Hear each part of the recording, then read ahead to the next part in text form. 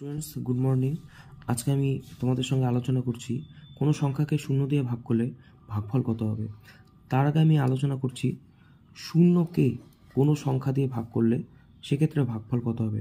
Suppose আমি শূন্যকে 6 দিয়ে ভাগ করছি।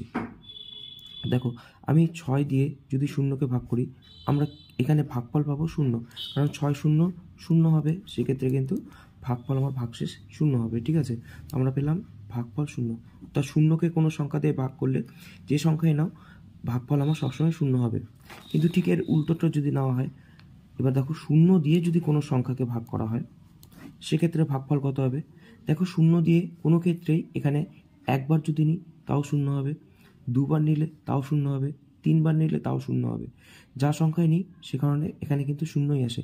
তো ধরে নেওয়া হয় এখানে এমন কোনো সংখ্যা বেরোবে না যা দিয়ে শূন্যকে গুণ করলে নিচে 9 আসবে। সে কারণে এখানে এটা নির্ণয় করা অসম্ভব।